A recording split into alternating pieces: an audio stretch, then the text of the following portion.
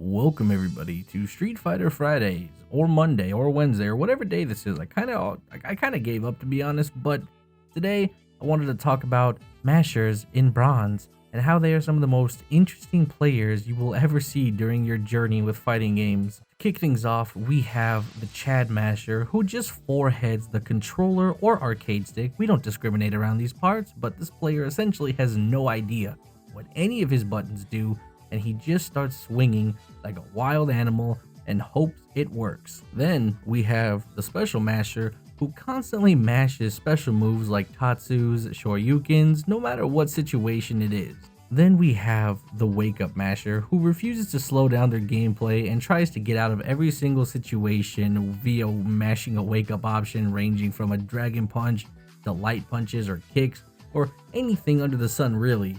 These three obviously have the common trait of mashing buttons, but they are vastly different in how you approach each of their styles of mashing. For example, the Chad Masher will destroy their controller trying to outbeat all of your pressure options, so how you approach this player is by waiting for them to do something unsafe, then punish accordingly.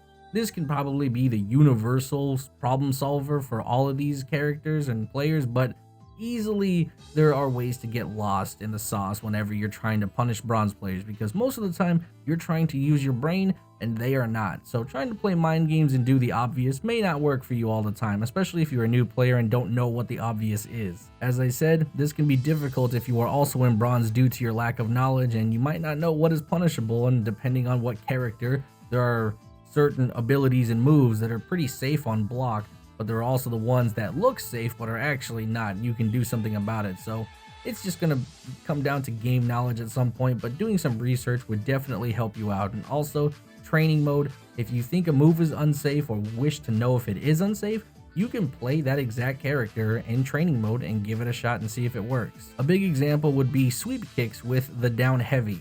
As far as I'm aware, all low sweeps are negative on block, so it's easy to punish these moves with your own sweep as long as you're not Sagat, because his low sweep sucks dick and balls. Now let's discuss our Wake Up Masher, because this is where meaties come into play and start to be more useful as you're learning how to play Street Fighter. But before that, let's examine why our opponent is mashing on Wake Up, because if he's impatient, then that tells us that he's just trying to get damage while stopping us from pressuring him. This sometimes, and probably most of the time in bronze, is just lack of patience and refusing to accept that their turn is over and they are now on the defensive. As a new player, you might not understand what I mean by that, but if you think of fighting games as a turn-based strategy game, you essentially have turns, so you pick your moves accordingly and then you take your turn.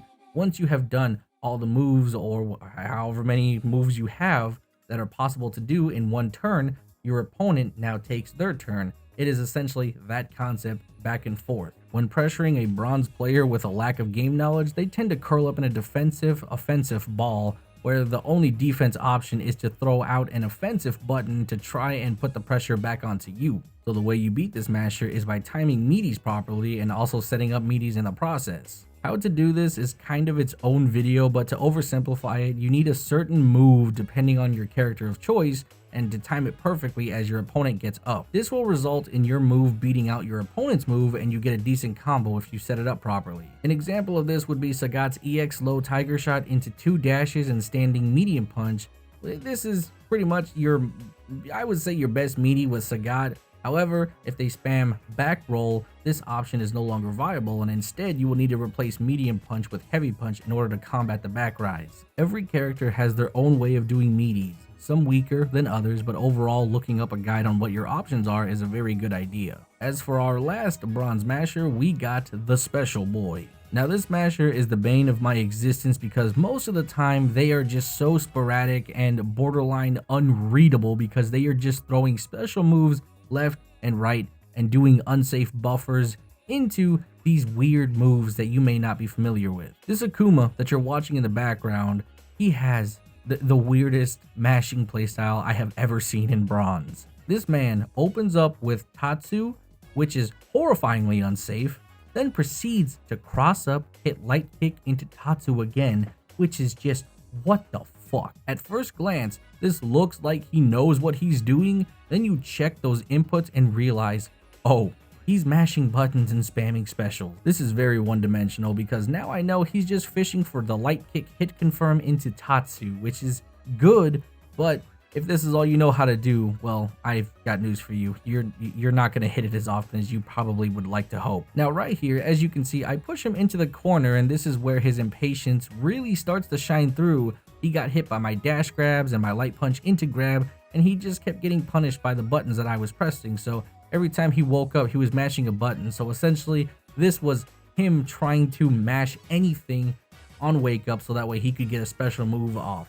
And this sometimes worked, sometimes didn't. My meaties were not perfect, and if they were, I probably would have got a perfect victory every single time. Another thing that I noticed that he tried to do is he kept trying to spam air Hadoken, which is kind of okay, but once again, it's not really a move you throw out when I'm in front of you. It's not a safe thing to do. This player is the hardest to fight in my opinion due to the lack of just game knowledge you may not have, or you may have, I don't know, whatever. And maybe you're not the most confident player, so this overwhelming playstyle seems like a solid choice, but in reality, it all just comes down to patience. If all they're doing is the obvious, then you can easily block it and punish accordingly. Most of the time, new fighting game players get overwhelmed with this weird pseudo pressure when in reality it's fake news and you can actually do something about it. But of course, this comes down to knowledge with the game and putting time and maybe a little bit of research, but research not so much. You can essentially re-watch a match and figure out something every time you watch a match. It's pretty obvious whenever somebody's doing something fake. There's typically a reason you're doing rushdown. You're not doing pseudo pressure, you're actually applying real pressure. So